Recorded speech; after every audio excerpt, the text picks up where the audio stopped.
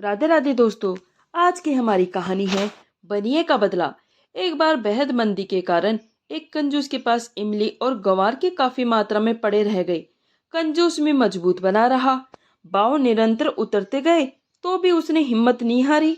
पर वापस कुछ ही दिनों के बाद तेजी का ऐसा चक्कर चला कि भाव लगातार बढ़ने लगे। मुल्क में हेजे का ऐसा प्रकोप हुआ कि मनुष्य मक्खियों की तरह धनाधन मरने लगे और इमली का रस घर घर में छनने लगा। कंजूस का भाग्य तो गजब का खुला। 7,000 रुपए का नगद लाभ हुआ। बेचारे कंजूस में कितना पानी। 7,000 रुपए की आंच लगते ही पानी खोलने लग गया। धरती पर तो अब उसके पाँव ही ना पड़े। खुदा के सामने भी इच्छा होती तो झुकता। सामने खड़ा हाथी उसे चींटी से भी छोटा नजर आने लगा। एक बार उसने सामने आते बनिए के जानबूझकर टल्ली मार के गिरा दिया। बनिया गिर पड़ा, पगड़ी धूल में गिर पड़ी। कपड़े झाड़कर वापस खड़ा हुआ और बोला, अरे भले आदमी, ये टक्कर खाता क्या चल रहा है?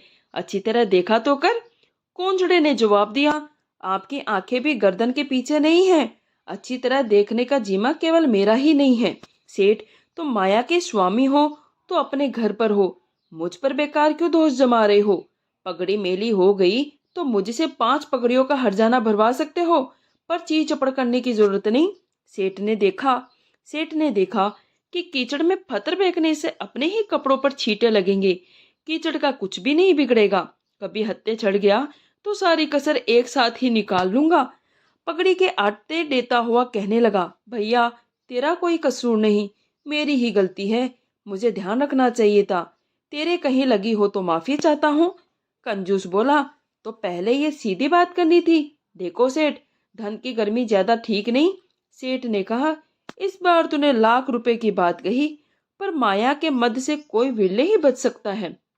फिर मेरी और तेरी तो औकात ही क्या? सेठ ने जितनी विनम्रता दिखाई, कंजूस उतनी ही अकड़ के साथ पेश आया और दोनों वहां से रवाना हो गए। कुछ दिन बाद बनिया चलाकर कंजूस के घर गया और नरमाई से समझाया, प्याज के व्यापार में तुझे बेहद लाभ है। तेरे साथ धंधा करने से यदि मेरे लिए कमाई का कुछ जुगाड़ बैठ जाए तो तुझे क्या एतराज? 10,000 25,000 के प्याज खरीदे, नफा नुकसान बराबर। 10,000 का इंतजाम तुम करो तो 15,000 में लगा दूंगा। कंजूस ने कहा, मेरे पास तो 7,000 ही है। बनिए ने मस्करी करते हुए कहा, ज्यादा छिपाना ठीक नहीं। पूंजी की तुम्हारे पास क्या कमी? मेरे साथ धंधा करने में झिझक हो तो बात दूसरी है। कंजूस ने और अधिक नम्रता के साथ कहा, आपने भी भला ये क्या बात की? आपके साथ धंधा करने में मुझे क्या झिझक? बनिए ने कहा, तब तो कोई बात नहीं, केवल पूंजी से क्या होता है? आपके साथ मेरे भी कमाई का योग सध जाए तो क्या बुरा है? आप 7,000 लगा दे, बाकी सारी रकम की जिम्मेदारी मेरी।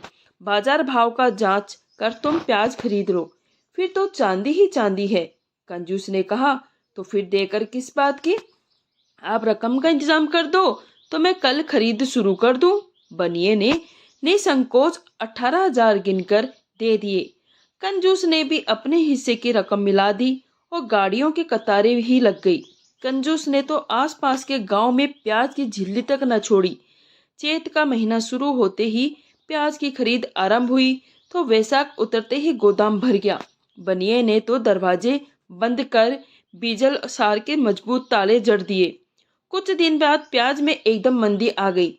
मंदी में सभी बेचने को तैयार, पर खरीद की बात कोई ना करे।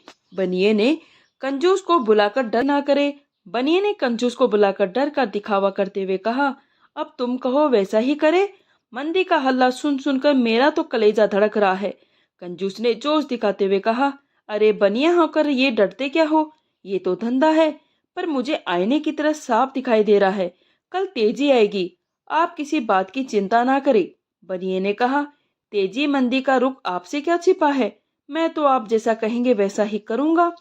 कंजूस की बात एकदम सच निकली। 1.5 महीने के बाद प्याज के भाव में एक तरफा तेजी आई। देखते ही देखते भाव तो काफी ऊंचे चढ़ गए। दुगने भाव आए तब कंजूस ने कहा, मैंने तो तुम्हें पहले ही कहा था, आज के धंधे में कभी घाटा नहीं खाया। अब इस तेजी में सारा माल बेच दो, मंदी में और खरीद लेंगे। बनिए ने कहा, मेरा कहना मानो, प्याज को कुछ दिन तक और रोके रखें। आपके साथ रहने से 5 गुना नफा ना हो तो मुझे कहना। कंजूस भी ज्यादा लाभ की आशा में सेठ की बात तुरंत मान गया। प्याज में आसार तक एक तरफा तेजी आई, फिर भाव एक जगह आकर रुक गए। बनिए ने कंजूस को बुलाकर पूछा, अब आपकी क्या राय है? मेरे ख्याल से तो अब बेचना ठीक है, फिर आप जैसा उचित समझे। इस धंधे में तुम मुझसे अधिक समझते हो। कंजूस ने कहा, अब इसमें समझे ना समझे जैसी क्या बात। आज तो रुपए के 5 होते हैं, कई दिनों से पड़े भाव है, रईस किराना है, ज्यादा दिन रोकना वाजिब नहीं, बेच दे तो अच्छा है। बनिया कहने लगा, तो फिर देर किस बात की? जोशी से मुहूर्त थोड़ी ना निकलवाना है, कल ही किसी से सौदा कर लो। प्याज को संभालने के लिए कंजूस ने गोदाम के दरवाजे खोले तो उसकी छाती के कपाट भी खुल गए। आंखें ललाट के ऊपर चढ़ गई, मुंह फटा का फटा रह गया, घुटने मानो अकड़ गए, उससे तो आगे पीछे हिला तक नहीं गया। प्याज एकदम सड़ गए थे, सड़ने की दुर्गंध से उसका सिर फटने लगा, आंखों के सामने अंधेरा छा गया। वह चक्कर खाकर वहीं गिर पड़ा, सड़े गड़े गले प्याज के कीचड़ में धंस गया। सेठ ने अपने आदमियों से बाहर निकलवाया।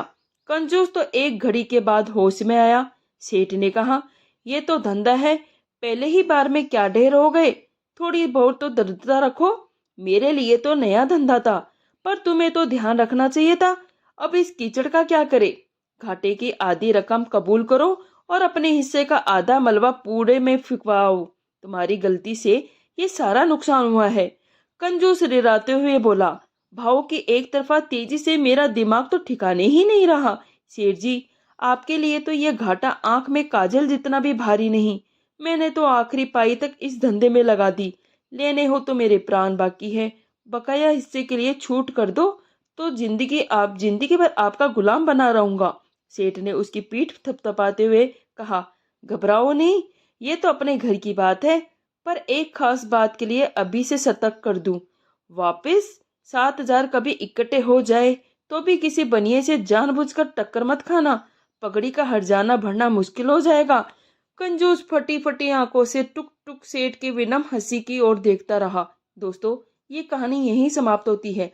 अगर आपको कहानी पसंद आई तो प्लीज इसे लाइक कर दीजिए, शेयर कीजिए। अगर आप मेरे चैनल पर नए हैं तो प्लीज चैनल को सब्सक्राइब कर लीजिए। कहानी सुनने के लिए आप सभी का धन्यवाद।